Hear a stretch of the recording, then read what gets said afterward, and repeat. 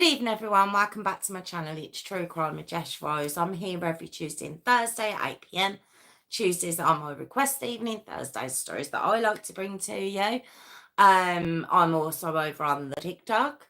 It's TikTok 547 Jess Rose 5472. And if you'd like to join my Patreon, it's patreon.com/Jess Rose 5472. If you are watching this and you do get it, I'm just really confused. I'm really confused as to what's going on with my videos and stuff. So I'd really appreciate it if you could even just drop a one-word comment in the comment section and drop a like.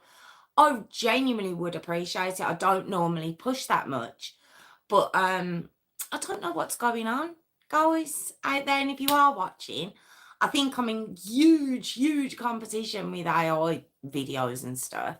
So I just really appreciate it. Yeah, if you could just drop a comment in, it'd be very much appreciated. Or do you know what? Just watch. Even that, if you're not a commenter, which I get, and you can't be bothered to press a like, I even get that, or subscribe, that's fine. But if you could watch, that'd be great. So yeah, so now that I've got all that out of the way, this is the Devastating October Perez story. It is a child, it is devastating, it's not a clickbait, it's when I say devastating, whenever I use them headers, devastating, brutal, heartbreaking, it's not just words I'm throwing out there, it genuinely is. So I'm going to begin now. So October Ann Perez, she was born on the 10th of January 2009 in Montana in the US. Her mum, Christy Perez. Now, Christy herself, Christy Perez, she was actually married to a guy called Freddie Perez, all right, and they had a son together. But when she got pregnant with October, Freddie was a bit suspicious. He'd been suspicious that she might have been cheating for a while anyway. So when she had October in the January, he did a paternity test, and straight away he realised October's not his child. He had an inkling that she was cheating, she was messing about on him. So he did find out that no, October wasn't his. He was obviously very gutted over it. And October's biological dad was actually a man by the name of Michael Arndt. Now it's ARNDT. It's quite hard to pronounce, but I'm pronouncing it Arndt. Okay. Now Christy and Michael, it was literally just an affair. There was no relationship to be had. But Freddie, he obviously couldn't get past it. And neither should he have. So him and Christy separate, okay?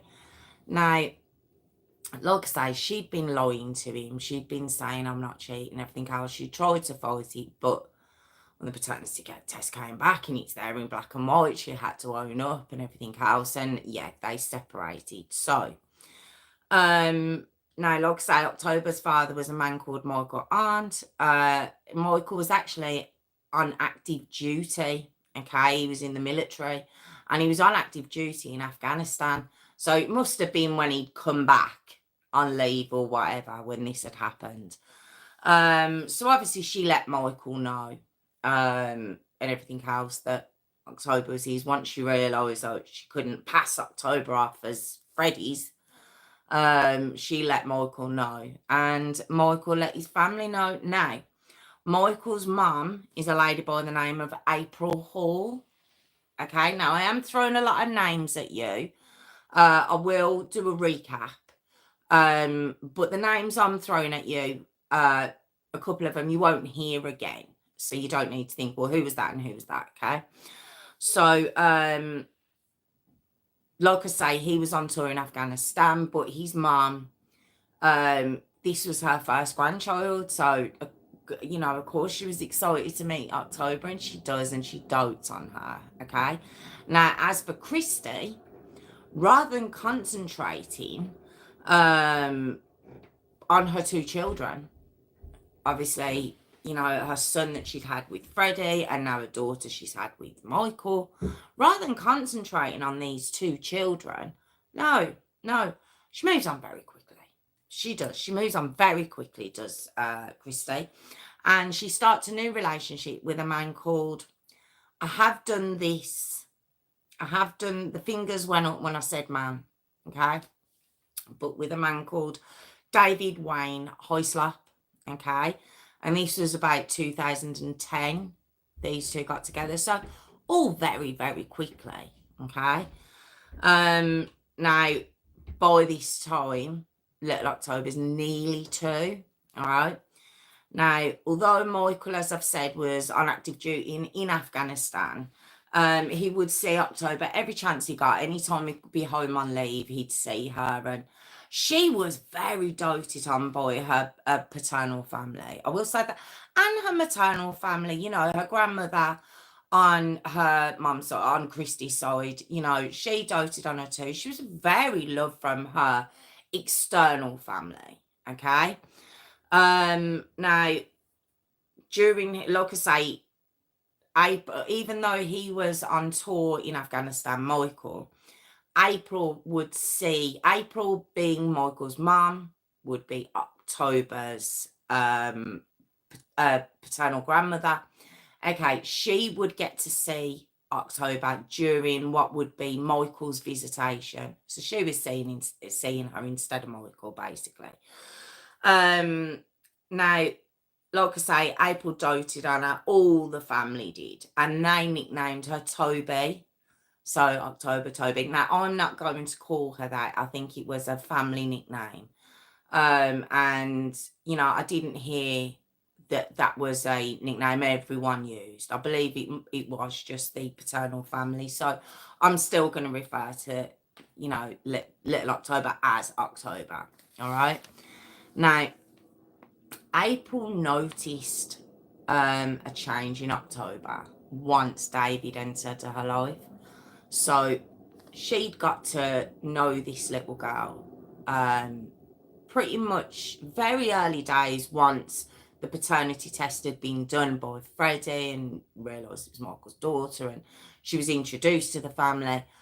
April just doted on her. So when David come into Christy and October's life, and the little boy, we don't know much about him. We don't know much about the little boy, who would be October's older brother.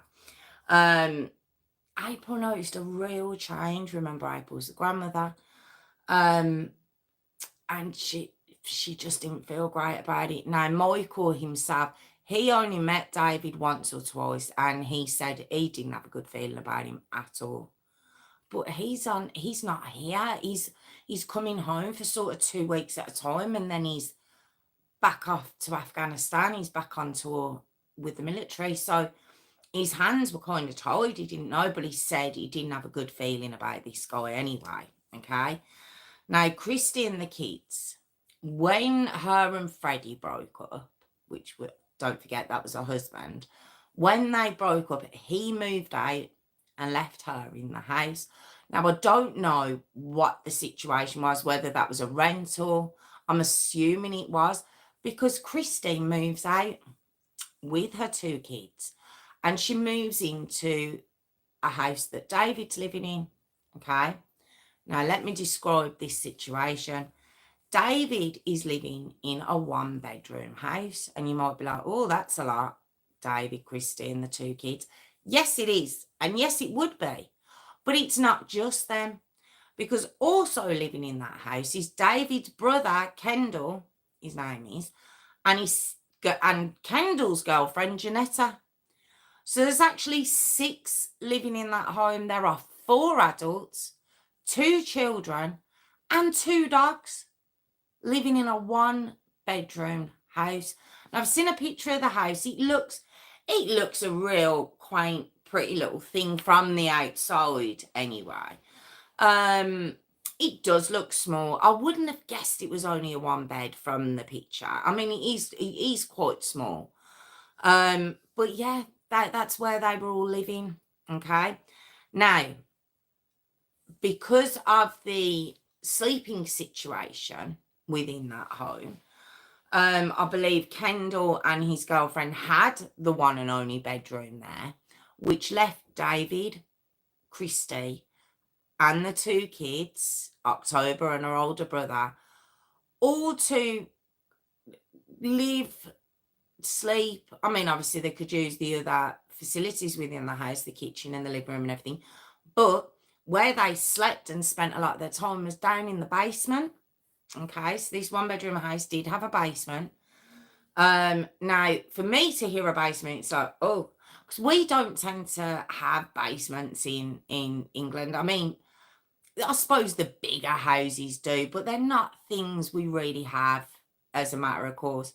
But in America, I believe like to have a basement isn't unusual, and for the most part, they're called a finished basement, where it's been plastered, it's been decorated, it's got carpet, and it's just an entirely, you know, they can be as big as an apartment sometimes because they're the whole length and width of the house, aren't they? But this wasn't that. Okay. So the walls, I've seen pictures of this house. So I'm not just throwing this out there and being judgmental. I've seen this house. It's a hole. It's an absolute hole. It's disgusting. And this basement was just, it was crumbling. The walls were crumbling. Water was dripping down the walls. It was just absolutely vile. I'll tell you more about it, but it was awful. All four adults in the house were also doing drugs, Christy included. So it just wasn't a good place. It certainly wasn't a good place to be bringing up two children. Okay. Now, every time October would visit her nan, April, she'd be covered in growing from the house. She'd be smelling of weed. She'd be really dirty when she'd turn up, okay? But not only this, April had started to notice she wasn't just covered in grime, she was covered in bruises, okay? So when she'd come in, April would kind of bath October straight away. She'd stick her in a big bubble bath, which October loved. She'd wash the clothes she turned up in. And what she'd do, she'd put her into new clothes. But April said she didn't like to send October back in these clothes because they were new. She wasn't sure if they were going to be sold for drugs or whatever. So she used to wash the clothes that October would be, that October would be wearing when she'd pick her up. She'd wash them, and that's what she'd send her back in. But while she was in her house, she put her in new clothes. And, October, I heard somewhere, like, it said that October would have been like Christmas every time she was going to April's home from the hole she was living in. It's just very, very sad to think of this little girl, like, walking into a house and being able to have a bath from being covered in filth. But that's not just the concern. Like I say, she was turning up with bruises as well. And every time April would bring this up to Christy, she'd have a ready-made excuse at the ready. Oh, she bumped her head, or she fell, or she tripped, or this happened, or the dog did it. There was always a ready-made excuse for these bruises and scratches that were on this child. Now, another occasion, October, when she turned up, she had cuts to her lips and cuts all in her mouth. Okay. Now, April, what she'd been doing was taking photos of everything. She was documenting everything because she knew this was terrible. This wasn't right. So she was documenting everything. And from what she was seeing, what she was thinking, and when she was talking to her son Michael, the thought process was they were going to go for full custody of this child. They could see it had gone downhill. I don't think that would have been something that they'd have gone for had Christy not met David? I don't think so at all. I think they'd have been happy to have like a joint custody and visitation or whatever else. But I think given how things were going, yeah, I think, that's when it became like, we've got to get this child out of there. Okay. So April does call Child Services, DFS, I think it's called, a Department of Family Services. Now we get to January the 11th, 2011.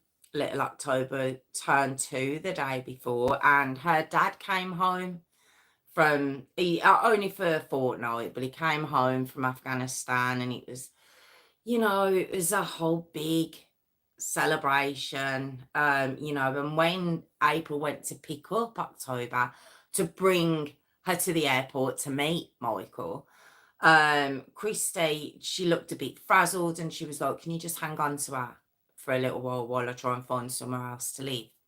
Now, nothing came of this. Nothing came of this at all. I mean, April 1 was very happy to keep October for as long as needed, but also she was relieved. It looked like if she was moving out, maybe her and David had finished. It looked quite positive at that moment. Now, like I say, nothing came of it. So whether they just had an argument at that time and Christy had been like, yeah, I'm going to move out, but it wasn't to be. Okay. Now, with Michael home, they began the legal proceedings to get sole custody. They got all the paperwork and everything else. Now, Child Services, the child service worker who came out at this point was very, very helpful, it was said. And she went to do a check on the house that obviously Christy was living in with David and the 2 children and David's brother and his fiance. Okay. Now, as I said, it was a hole, and I've seen the pictures. I've seen the video. It's awful, awful house.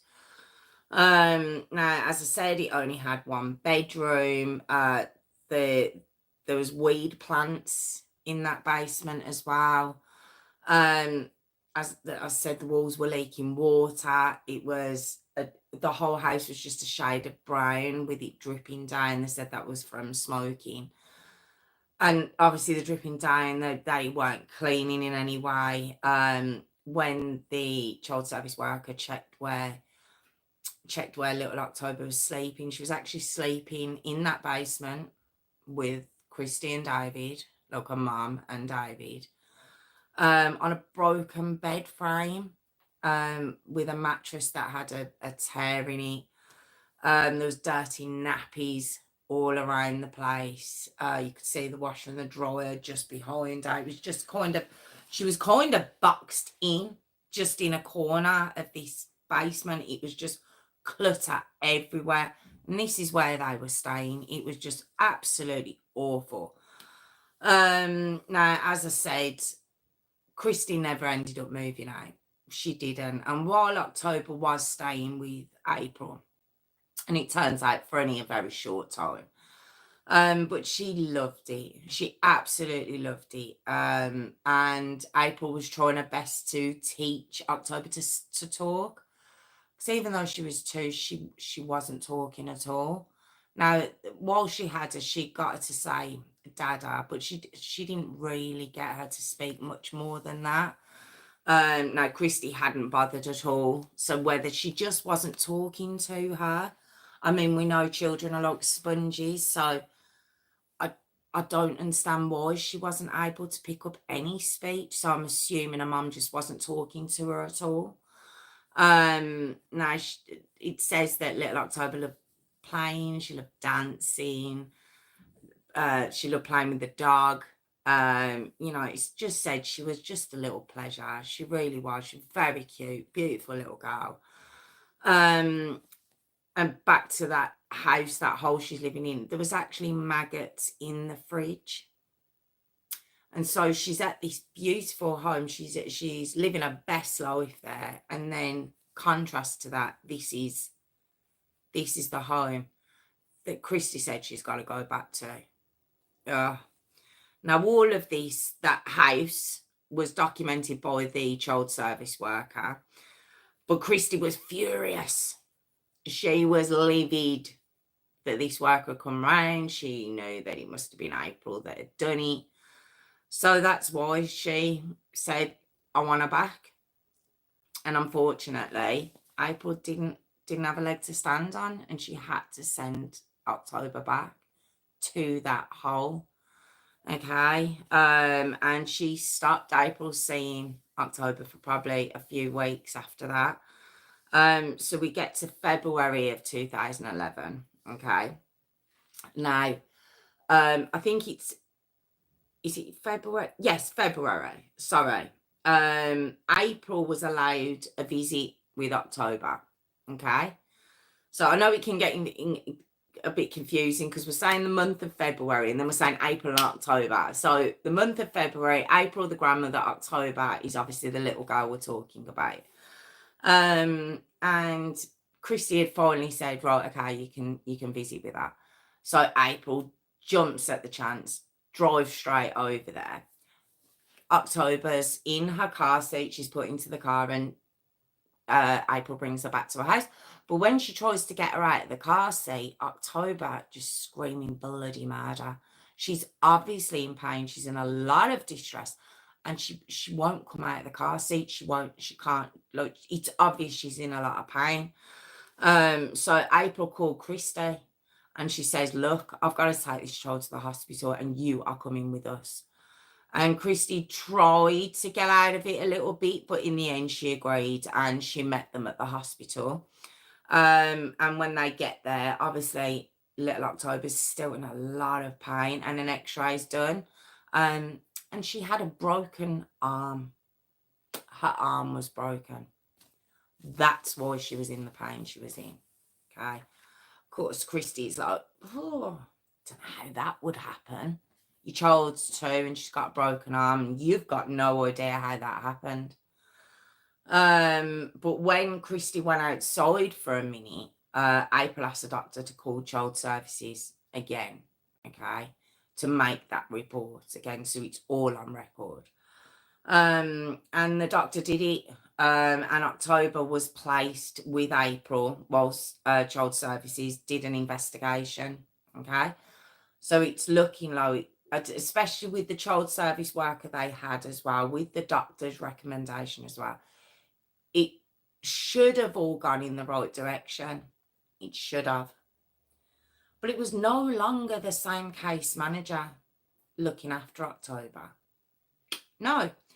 It was a new case manager called Rachel. All right. Now, Rachel decided to take Christy's side. This new case manager did. Now, I haven't seen that. I'm saying that. You'll see why I'm saying I believe she took her side. Because she didn't want to hear anything from April. April was trying to tell her what had been going on over the past year and the photos she had. And she was trying to explain, look, have you seen the house? Have you seen the photos that have been taken about, you know, the house and everything else from the previous case manager? Rachel didn't want to know. Rachel wanted to do her own investigating, okay? And there was a follow-up that was done, and a full body scan was done on October, okay? It appears that her other arm, not the one we know was broken, the other one had also been broken in the recent past, sorry. And it had begun to heal. It had actually begun to heal itself because it had never been treated. She'd never got any help for it. So all we can presume is that was in the time that Christy had cut April off for a few weeks, and her daughter's arm had got broken, and she just ignored it. And then obviously when she'd said to April, right, okay, you can come and take her, and the second arm had been highlighted, that's how the first one showed up. And they checked records. She'd never got her any medical help for it at all. She's 2 and she's got 2 broken arms. I mean, but the Rachel, again, when obviously April's like, come on, this has got to be enough now. She says, no, actually, I want you to return. Oh, because don't forget, April's looking after her after the first hospital visit. And she says, I want you to return October to her mum in 20 minutes because it's unfounded. I haven't got, there's not enough evidence for anything here. The X-rays of the 2 broken arms. Yeah, but we don't know who's done that. So return her to her mum. You've got 20 minutes to do it.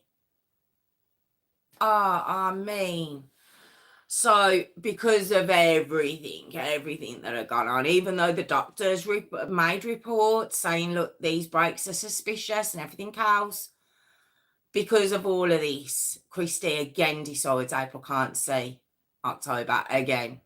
So she pulls her back again. And 2 months go by this time. So it was only a couple of weeks the last time. Now it's a couple of months, all right? And April's finally allowed to see October. Now, this time when she sees her, now don't forget the last time when there'd been she'd been stopped seeing her. First time she sees her, her arms broke. Then they realise her other arms broke. This time when she turns up, she's got a missing tooth and she's got a chunk of hair that looks like it's been ripped out of her head. She's 2. How's she got a missing tooth? Kids don't lose their teeth at 2. They're just getting them. They certainly don't lose one unless it's extreme dental neglect. Well, someone's knocked that out. So Christy actually says, for the hair, God knows what excuse she made for the tooth, but for her hair, she said it was a medical reason. It's a medical reason why she's losing her hair. So April takes her to the doctors and she has some blood testing. And no, there was no medical reason for this child to be losing her hair whatsoever. Okay. Now, the whole paternal family are concerned. They are. And they all start calling Rachel at child services. Again, oh, look, you're getting this wrong. You're getting it really badly wrong. You've got to get this child out of that house. You have to. But again, she wasn't worried. And she wouldn't agree to a dentist visit regarding the missing tooth either. What was she worried about? Now, I believe Christy didn't want that dental visit to happen. But why didn't Rachel? She's supposed to be neutral. Well, she's not even supposed to be neutral. She's supposed to be on the side of the child. Now, I understand you might get vindictive family members against a mum. I get that. We've done cases like that. I understand that. But you're supposed to be doing it on behalf of the child. And when you're seeing all this, make them both come to the dentist. Make Christy and April come to the dentist. View them both in front of you. But she doesn't do that. And this is what I was saying. I believe she 100% took Christy's side. Whatever excuse Christy had given to her, I believe that she took her side, even though I haven't seen that. I haven't read that anywhere.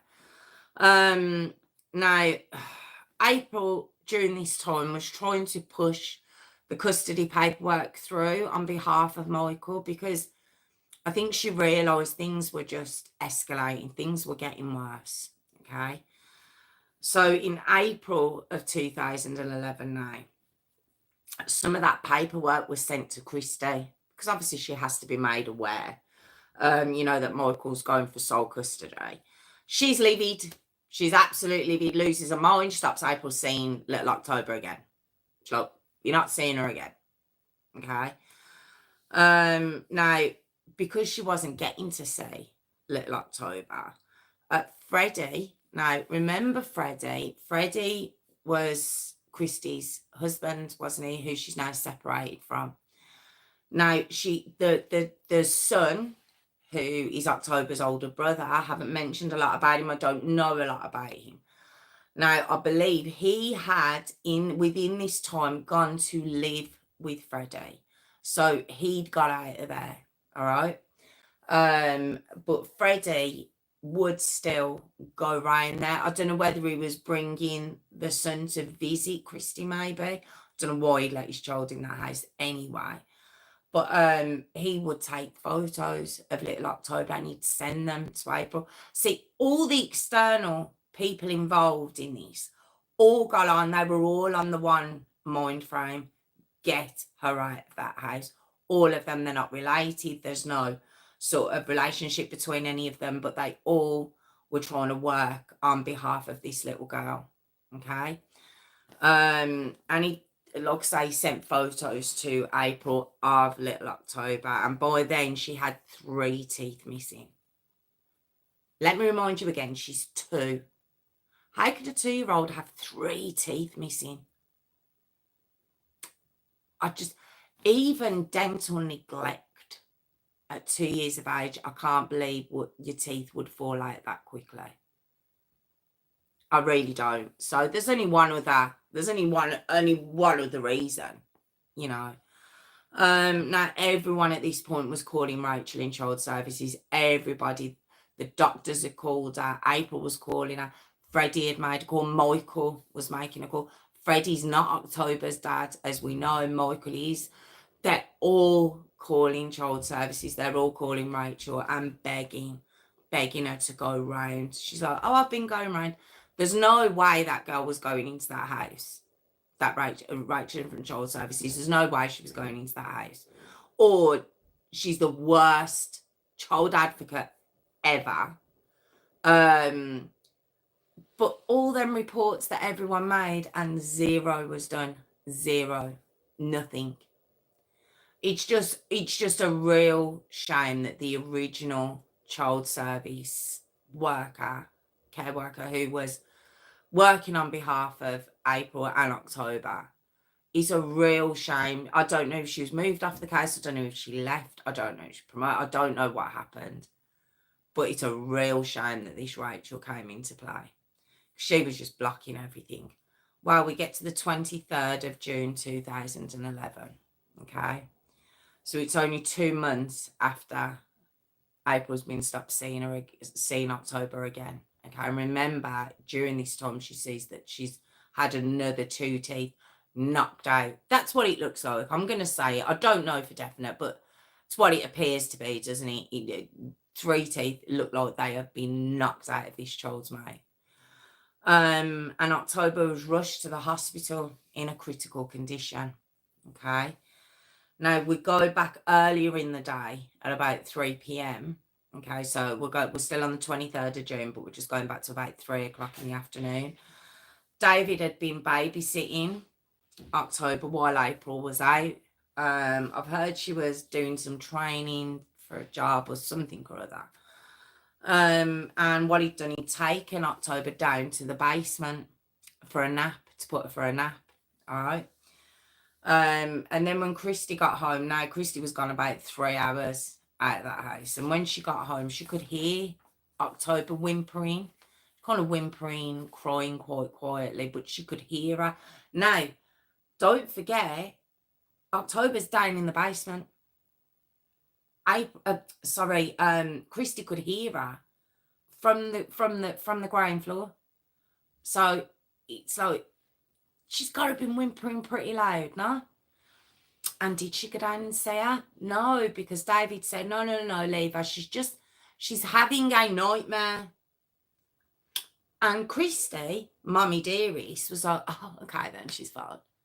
If I had my child whimpering and crying and someone had the audacity to pass it off as a nightmare, but okay, it's a nightmare, you don't just leave them. You go and try and wake them up and comfort them. You don't leave them in a nightmare.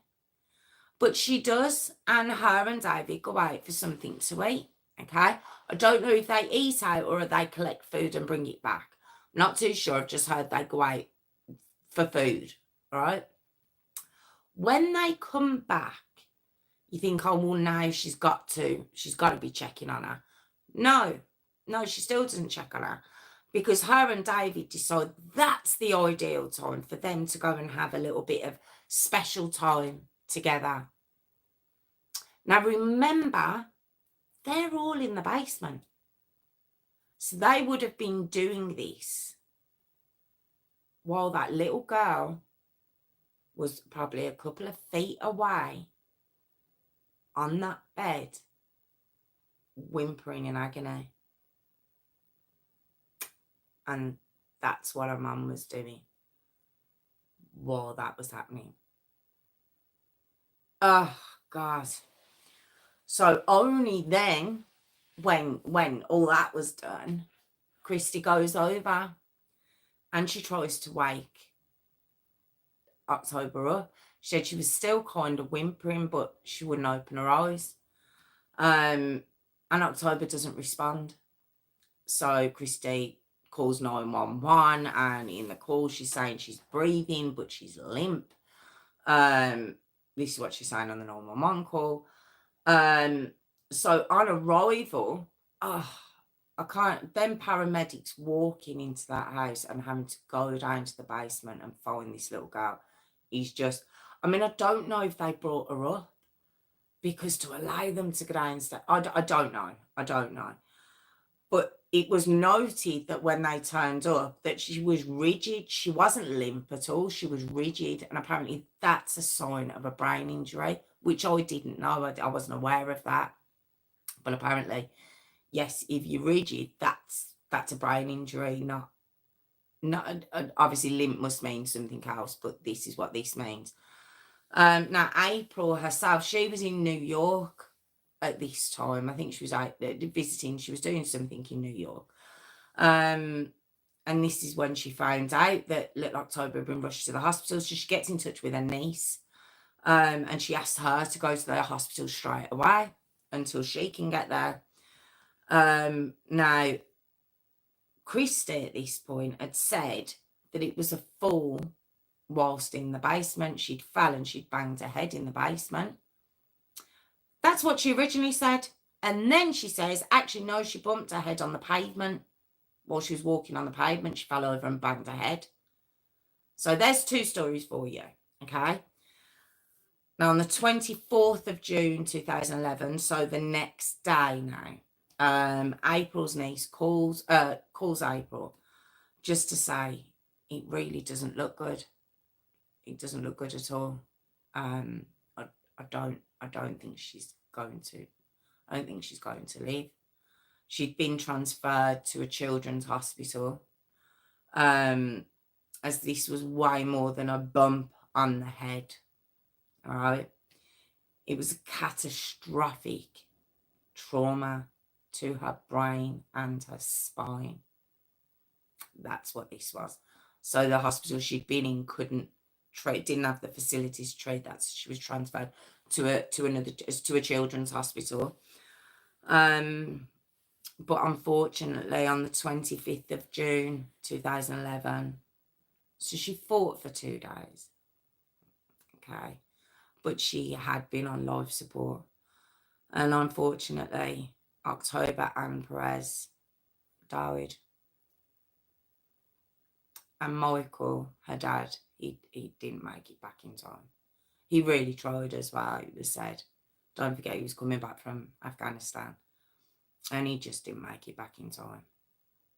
Oh, it's just awful. Now, David was arrested because the police weren't looking at anybody else. When they spoke to him, initially, when October had been brought to the hospital, he says, I think it might be food poisoning, you know.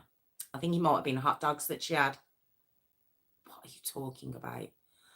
Then he'd said about her, she bumped her head in the basement, and then with everything, every time they'd argue something with him, he'd change whatever to try and suit what they were saying. He wasn't telling the truth at all. Now, Kendall, which obviously is David's brother, who he was living with, who they were all living with, he said that what had actually happened on the 23rd, so we go back again 2 days, when David, he had taken October down for a nap, he had done that, But while he was down there, Kendall had heard him basically screaming at October for her to go to sleep. Then he heard thumping and banging down there, and October really crying. And when David had come back up the stairs from the basement, Kendall had been like, what was that banging? And he was like, oh, I banged my head. I banged my head on some wood down there. And Kendall was like, right. Now, this is what Kendall told the police, okay? Now, as I said, David had told the police he dropped her, but eventually he said he dropped her by accident. He dropped her on her head in the basement. Now, the basement was concrete floor. But even if that had been the truth, and it said that if he'd have done that and it had been an accident, why didn't he call 911? Why did he try and cover it up? Why did he try and stop Christy going down to see her daughter when she came in? You know, all these things. But there's no way it could have been that, because her injuries told a completely different story. Okay. Now, the autopsy showed that she had trauma to her head that had caused blood to pool in her skull and her brain to swell. All right. She also had a catastrophic spinal injury. All right.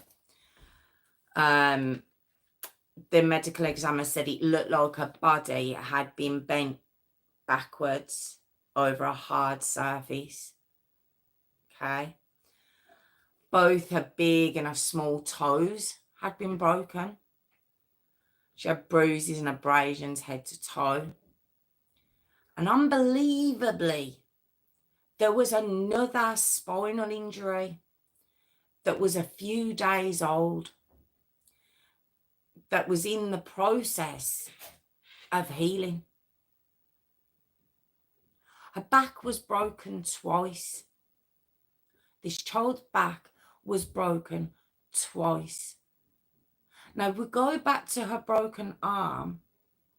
Now, Christy was there in the hospital when her arm, she had the x-ray and she saw her arm had been broken. But don't forget, she already had another broken arm, okay? So now her back's broken, all right? And she's passed away. And you might be like, well, Christy wasn't there when it happened. And she wasn't. It's been proven she wasn't there. She was out. I think she was at some sort of interview. But she was where she said she was. But where was she when her child's back was broken days beforehand? Where was she then? And why didn't she get her any help? Why didn't she get her help when the first arm got broke? And the second arm, it was April that got the help, not Christy. Her back was broken twice. Separately, separate occasions. The medical examiner actually said it was the worst broken back they'd ever seen on a child. It's the worst they'd ever seen. Now we get to July of 2011. David pleads not guilty. Marvellous, marvellous. And the trial goes ahead on the 23rd of April 2012. Now the defence, David's defence, they actually, because there were other adults in the home at that time. Now, okay, Christy wasn't there, but his brother Kendall was there and his girlfriend or fiance was there too. So the defence was, look, I can't argue what's happened to this child. It's obvious. So it's obviously this wasn't an accident, but doesn't mean it was him that did it. You know, this is the route they were going. And they were pushing for him to only get a 10-year sentence if found guilty. Marvellous. Prosecution brought through many witnesses. You had April brought forward, her niece, Michael. There was a lot of people brought forward for the prosecution. And on the 4th of May 2012, so it took about 2 weeks, sorry, David found guilty. Okay. Now, Michael, obviously October's dad, who was home for the trial and everything else, he'd said he didn't want the death penalty gone after. He wanted him to live. He wanted him to live with what he'd done. So it's a different way of thinking about it, but I completely understand. And the prosecution themselves were like, okay, so they were going for 100 years. That's what they wanted him to get. And after he was found guilty, that's exactly what he got. He got 100 years with no chance of parole. I've got to admit, it's American justice system. You know, we've had a few cases recently where I haven't been happy with the sentences, but I can say, you know, but a death sentence, you can't ask for any more. He did try and appeal it, audacity, 7 years later in 2019, but the appeal was denied. Now, the family themselves thought Christie and Child Services, that Rachel, you know, they were also to blame. It was said that Child Services were actually an accomplice to this. And, oh, that Rachel, oh my God. I'd love to know what she had to say when this happened, when October was murdered, was eventually murdered, and she had so many chances to help her, and she didn't. I'd love to know what she said. Don't know.